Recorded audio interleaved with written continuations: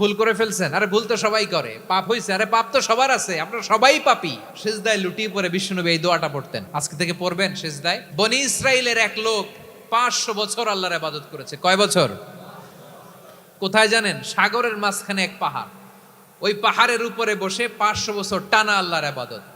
দিনে আর রাতে একবার করে নিচে নামতেন।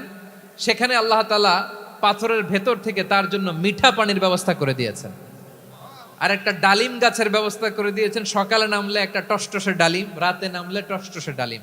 এগুলো খেয়ে খেয়ে 500 বছর সে আল্লাহর ইবাদত করেছে। আর সে আল্লাহর কাছে বলেছে, আল্লাহ আমি যখন মারা যাব সেজদারত অবস্থায় যেন মারা যাই।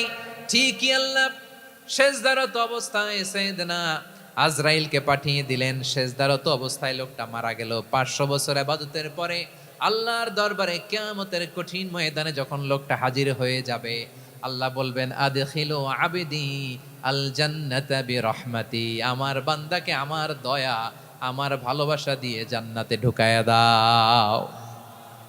500 বছর ইবাদত করছে তো আমার দয়ায় আমার বান্দারে জান্নাত দাও। এই বান্দা বলে বালবি আমালি, আল্লাহ তোমার দয়া লাগবে কেন? আমি আমার আমল দিয়ে জান্নাতে যেতে চাই। কি দিয়ে? কথা বুঝে নাই বোধহয়। আল্লাহর এই বান্দা কি দিয়ে জান্নাতে ঢুকতে চায়? আমল দিয়ে। আল্লাহ বলছে আমার দয়ায় আমার বান্দারা জান্নাতে নিয়ে যাও ফেরেশতারা। এ বলে আল্লাহ তোমার দয়া লাগবে কেন? সেজদা তো কম দেই নাই, জিকির করতে করতে 500 বছর শেষ করে দিলাম, আবার তোমার দয়া লাগবে? আমি তো আমার আমলেই জান্নাতে যেতে পারি। আল্লাহ বলবেন তাই, ঠিক আছে, আমি চাইলাম দয়া দিয়ে জান্নাত দিব, তুমি চাইলে আমল দিয়ে ঢুকবা, ঠিক আছে, তোমার আমল আর আমার যে দয়া দুইটার একটু মাপ দেই। তোমার 500 বছরের ইবাদত এক পাল্লায় রাখো। আর আল্লাহ বললেন আমি যে দয়া করে এই দুনিয়ার নাজ নেয়ামত বিউটি সৌন্দর্য দেখার জন্য তোমারে দুটা চোখ দিয়েছিলাম, দুটা নয় একটা চোখ আরেক পাল্লায় রাখো। রাখা হবে, দেখা যাবে ওই 500 বছরের ইবাদত হালকা হয়েছে, আর মুহূর্তের মধ্যে আল্লাহর দেয়া একটা চোখের নেয়ামত ভারী হয়ে গিয়েছে। আল্লাহ বলবেন তোমার কথা মতো মাপ দেয়া হলো, এবার ফলাফল দেখো। হিসাব বলে তুমি এখন জাহান্নামে যাবা, go to the hell fire, যাও এবার জাহান্নামে যাও। মাপ জোখে যখন আসছো আমার সাথে হিসাব ক্যালকুলেশন, যাও তুমি এবার জাহান্নামে যাবা। এবার লোকটা কাচুমাচু করে বলে আল্লাহ আমি বুঝি নাই, আল্লাহ আমি বুঝতে পারি নাই, খেয়াল করি নাই, তুমি আমারে ক্ষমা করো, তুমি আমারে মাফ করো। ও আল্লাহ এবার আমি টের পেয়েছি, এবার আমি বুঝতে পেরেছি তোমার দয়া ছাড়া দুনিয়ায় কেউ জান্নাতে যেতে পারবে না, কেউ পারবে না।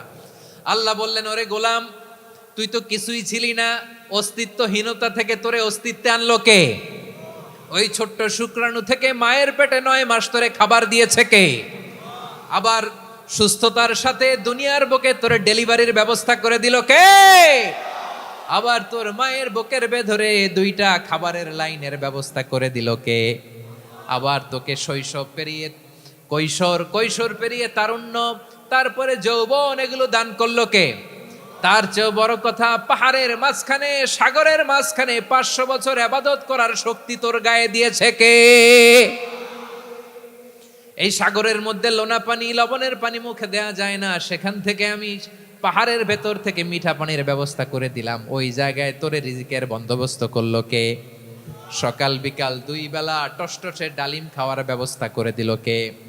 তোর আবদার ছিল আল্লাহ আপনি আমারে সেজদারত অবস্থায় রুহু কবজ করবেন, তোর শেষ আবদারটাও পূরণ করেছে কে? ও গোলাম আমার রহমতের তুলনায়, আমার নেয়ামতের তুলনায় তোর 500 বছরের ইবাদতের কোনো ওজনই হবে না। গোটা বিশ্বের কেউ কোনোদিন আমার জান্নাতে ঢুকতে পারবে না আমি আল্লাহর দয়া ছাড়া। হুয়ার রহমানুর রহিম, তিনি দয়াময়, তিনি মেহেরবান। জিব্রাইল আলাইহিস সালাম বিশ্বনবীর এই লম্বা হাদিসটা যখন শোনালেন, আমি যা যা বলছি এটা বিশাল এক হাদিসের অনুবাদ। বললেন ইয়া মুহাম্মদ এই দুনিয়ার সবটাই চলে আল্লাহর রহমত দিয়ে। হাদিসের শেষ কথা, সব চলে আল্লাহর কি দিয়ে? তখন বিশ্বনবী সাহাবাদের বললেন ও সাহাবারা শোনো, আল্লাহর জান্নাতে কেউ কোনোদিন প্রবেশ করতে পারবে না তার রহমত ছাড়া।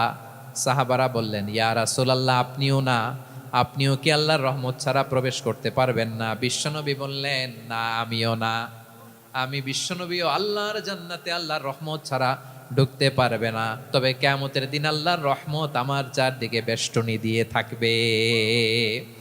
আল্লাহ নিজের পরিচয় দিয়ে বললেন আলিমুল গায়বি ওয়াশ শাহাদাতি হুয়ার রহমানুর রাহিম।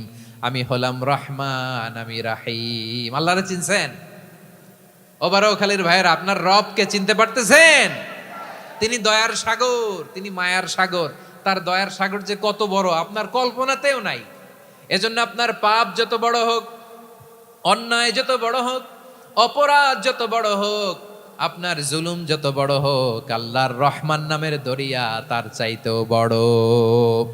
আল্লাহ বলেন, খুলিয়া ইবাদিয়াল্লাযীনা আসরাফু আলা আনফুসিহিম লা তাকনাতু মির রাহমাতিল্লাহ ইন্নাল্লাহা ইয়াগফিরুয যুনুবা জামিআ ইন্নাহু হুয়াল গফুরুর রহিম।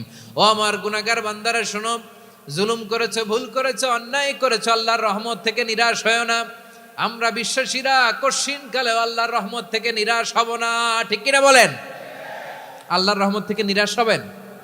ভুল করে ফেলছেন, আরে ভুল তো সবাই করে। পাপ হয়েছে, আরে পাপ তো সবার আছে, আমরা সবাই পাপী, সবাই পাপী।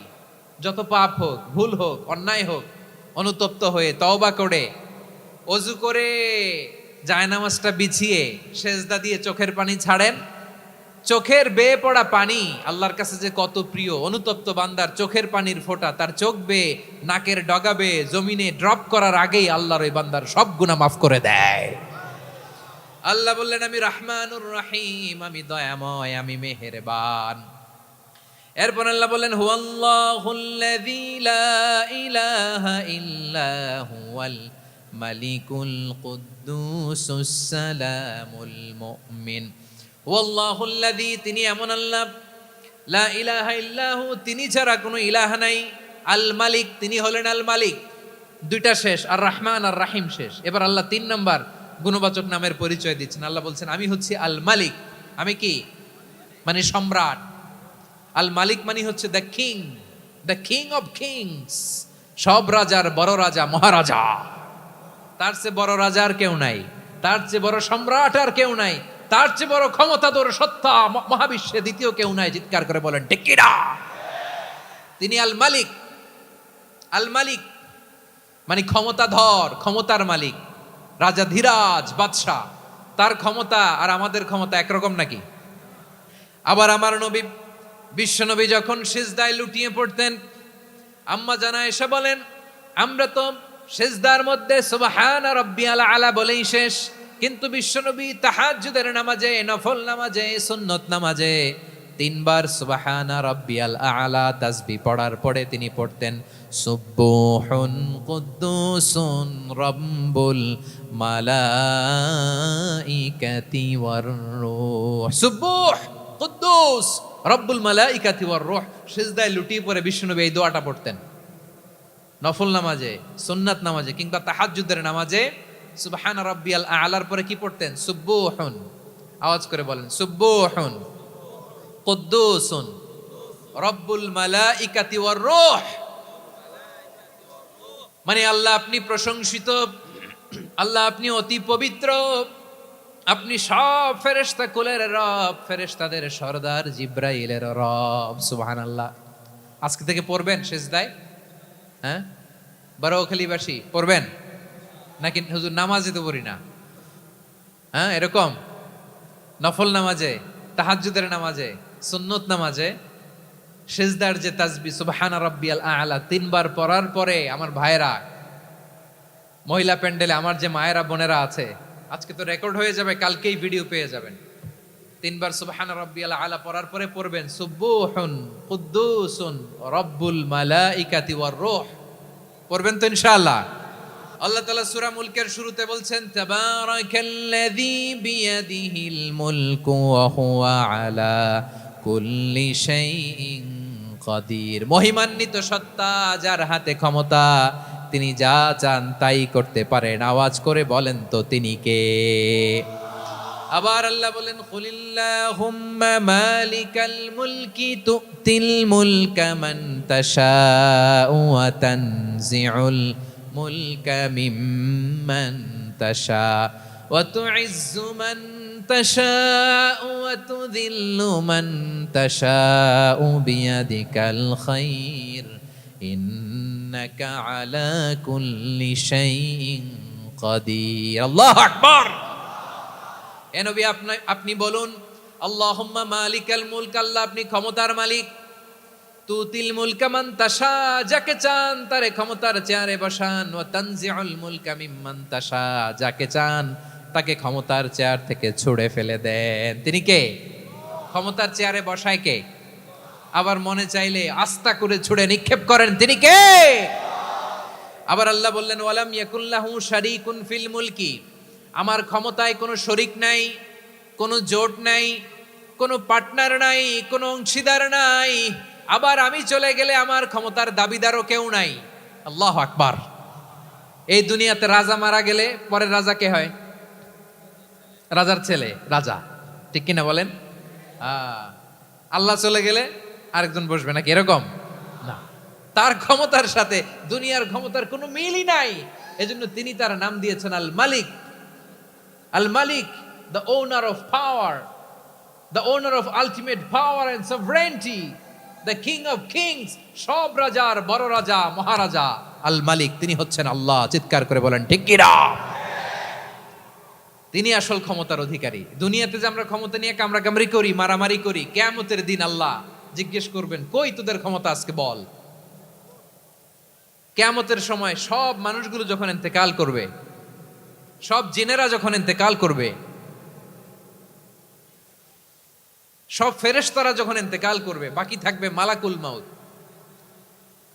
মালাকুল মাউত এসে বলবে, আল্লাহ আপনার কথা মতো সবাই শেষ, মানুষগুলো নাই, জিনগুলো নাই, আমার সতীর্থ ফেরেশতাগুলো নাই, মহাবিশ্বে আর কেউ নাই। আল্লাহ বলে, এখন কে আছে? মালাকুল মাউত বলবে, আল্লাহ তুমি আছো আর আমি। তুমি তো আল হাইয়্যু আল কাইয়্যুম, অবিনশ্বর, শাশ্বত, চিরঞ্জীব, কোনোদিন মরবা না, তুমি আছো আর তোমার গোলাম আমি আছি আজরাইল। মহাবিশ্বে কয়জন আছে মাত্র? জোরে বলেন। এক হচ্ছেন আর হচ্ছে মালাকুল মাউত। আল্লাহ তুমি আছো আমি আছি। আল্লাহ বলবে, ঠিক আছে, এবার তোমার মরণের পালা, মুত ইয়া মালাকাল মাউত, হে মৃত্যুর ফেরেশতা তুমি মরো। মালাকুল মাউত আল্লাহর আদেশ বাস্তবায়ন করতে যে বিকট একটা চিৎকার দিয়ে মৃত্যুবরণ করবে। ওই চিৎকার দুনিয়ার মানুষেরা, চিৎকারের আওয়াজ যদি দুনিয়ার মানুষেরা শুনতে পেত, দুনিয়ার মানুষের প্রত্যেকের কানের পর্দা ফেটে মুহূর্তের মধ্যে সব লাশ হয়ে জমিনে পড়ে রইত। ভয়ঙ্কর চিৎকার দিয়ে মালাকুল মাউত বিদায় নেবে, কেউ নাই। এবার বলেন তো, মহাবিশ্বে মহাশূন্য, কেউ নাই, উপরে নিচে সামনে পেছনে ডানে বায়ে কোনো সত্তা, কোনো জীবিত সত্তার আছে? একজন ছাড়া, তিনি কে? কুল্লু মান আলাইহা ফানি ওয়া ইয়াবকা ওয়াজহু রাব্বিকা যুল জালালি ওয়াল ইকরাম। পড়েন, ফাবিআইয়ি আলাই রাব্বিকুমা তুকাযযিবান। কেউ থাকবে না একজন ছাড়া, একজন ছাড়া। এই ড্রোন দেখে হাত নাড়ালে হবে? আমার দিকে তাকাইতে হবে, কথা শুনতে হবে। মহাবিশ্বে কেউ নাই, একজন সত্তা ছাড়া। আওয়াজ করে বলেন, তিনি কে? এবার আল্লাহ ডেকে বলবেন, লিমানিল মুলকুল ইয়াউম, লিমানিল মুলকুল ইয়াউম, ক্ষমতা কার? Who belongs the kingdom today, who belongs the power authority today, who belongs the sovereignty today. আজকে ক্ষমতা কার? দুনিয়াতে ক্ষমতা নিয়ে এত কামড়াকামড়ি, দুনিয়াতে চেয়ার নিয়ে এত মারামারি, এত অত্যাচার, এত রক্তপাত, এত ব্লাডশেড, আজকে বলো তো ক্ষমতা কার? কার ক্ষমতা? মহাশূন্যে কোনো আওয়াজ নাই, শুধু আমার রবই বলবেন, লিমানিল মুলকুল ইয়াউম, আজকে ক্ষমতা কার? কোনো আওয়াজ নাই, উত্তর দেওয়ার মতো জীবিত কোনো সত্তা নাই, ফলে কেউ উত্তর দিতে পারবে না। আল্লাহ নিজেই প্রশ্নের উত্তর দিয়ে বলবেন, লিল্লাহিল ওয়াহিদিল কাহ্হার, একচ্ছত্র অধিপতি, ক্ষমতার মালিক আল্লাহ ছাড়া কারোর জন্য কোনো ক্ষমতা নাই। চিল্লায় বলেন ঠিক কিনা? তাহলে আর রহমান আর রাহিমের পরে আমরা জানলাম আমার আল্লাহর আরেকটা সুন্দর গুণবাচক নাম হচ্ছে আল মালিক। কি নাম? আল মালিক, মানে দ্য কিং, রাজাধিরাজ, সব রাজার বড় রাজা, মহারাজা। পরে আল্লাহ বললেন আল কুদ্দুস, তিনি হলেন আল কুদ্দুস। আল কুদ্দুস মানে হচ্ছে অতি পবিত্র, মহাপবিত্র, the most holy, the absolutely pure, যার কোনো খুঁত নাই। আল্লাহর কোনো খুঁত আছে? তিনি মহাপবিত্র। আল্লাহর পবিত্রতা যখন আমরা বর্ণনা করি আল্লাহ খুশি হয়ে যান, কারণ তার সত্তার একটা বৈশিষ্ট্য হচ্ছে তিনি আল কুদ্দুস। বারোয়াখালীবাসী আল্লাহর নামটা একটু জপেন না, বলেন আল কুদ্দুস, সবাই আওয়াজ করে আল কুদ্দুস। অতি পবিত্র, তার মধ্যে কোনো অপবিত্রতার ছিটে ফোঁটা নাই, মহাপবিত্র, the most pure, the most holy, অতি পবিত্র। ফেরেশতারা বলেছিল আল্লাহ আপনি মানুষ কেন বানাবেন? নাহনু নুসাব্বিহু বিহামদিকা ওয়া নুকদ্দিসু লাক। এই যে নুকদ্দিসু কুদ্দুস পাইছেন? তারা বলেছিল আল্লাহ মানুষ কেন বানাবেন, মারামারি করবে, আমরাই তো ভালো, আমরাই আপনার মহিমা বর্ণনা করি, আমরাই আপনার পবিত্রতা বর্ণনা করি। নুকদ্দিসু লাক তার মানে আল কুদ্দুস। আবার বিশ্বনবী বলেন ইন্নাল্লাহা তাইয়্যিব লা ইয়াকবালু ইল্লা তাইয়্যিবা। আল্লাহ পবিত্র, পবিত্রতা ছাড়া তিনি কিছু গ্রহণ করেন না, অপবিত্র কোনো কিছু আল্লাহ গ্রহণ করে না। অনেকে আছে ঘুষ খায়, সুদ খায়, অন্যায় অপরাধ চাঁদাবাজি যা আছে সব করে, হারাম টাকা, হারাম উপার্জন। এই হারাম উপার্জন দিয়ে আবার মসজিদ বানায়, আছে না নাই? ইনকাম সবটাই হারাম, ওইটা দিয়ে আবার এতিমখানা বানায়, আছে না নাই? আছে। ওইটা আল্লাহ কবুল করবে না, কারণ আল্লাহ নিজে পবিত্র। পবিত্র না হলে কিছুই অ্যাকসেপ্ট করেন না। সুবহানাল্লাহ পড়েন। তাহলে বুঝলাম তিনি আল কুদ্দুস মানে অতি পবিত্র। এরপরে আল্লাহ বলেন আমি হচ্ছি আসসালাম। আওয়াজ করে বলেন আসসালাম। আসসালাম মানে হচ্ছে শান্তির আধার। সালাম মানে কি? শান্তির আধার, যার কাছ থেকে শান্তি আসে। দ্য সোর্স অফ পিস, তিনি শান্তির আধার। এজন্য আমরা একে অপরের সাথে দেখা হলে কি বলি? সালাম। কি বলি? সালাম সালাম হাজার সালাম, সকল শহীদ স্মরণে আমার হৃদয় রেখে যেতে চাই তাদের স্মৃতির চরণে। সবাই বলেন সালাম সালাম হাজার সালাম, সকল শহীদ স্মরণে আমার হৃদয় রেখে যেতে চাই তাদের স্মৃতির চরণে। পড়েন আমিন। আমরা সকল ভাষা শহীদ, সকল মুক্তিযোদ্ধা তাদের জন্য দোয়া করি, এবং 24-এর ছাত্র নাগরিক অভ্যুত্থানে যারা শাহাদাতের সর্বোচ্চ নাজরানা পেশ করে এই নতুন ভোরের বাংলাদেশ আমাদেরকে উপহার দিয়েছে, তাদের জন্য আল্লাহর কাছে দোয়া করি। সবাই বলেন আমিন। আল্লাহর একটা নাম হচ্ছে আসসালাম, মানে হচ্ছে শান্তির আধার, দ্য সোর্স অফ পিস। শান্তি দেওয়ার মালিক কে? এজন্য শান্তি চাইবো কার কাছে? আল্লাহ তুমি আমার দেশটাকে শান্তিময় করো, বলেন আমিন। আল্লাহ তুমি আমাদের পরিবারের শান্তি নসিব করো, বলেন আমিন। আল্লাহ আমাদের জীবনটাকে তুমি শান্তিময় করো, পড়েন আমিন।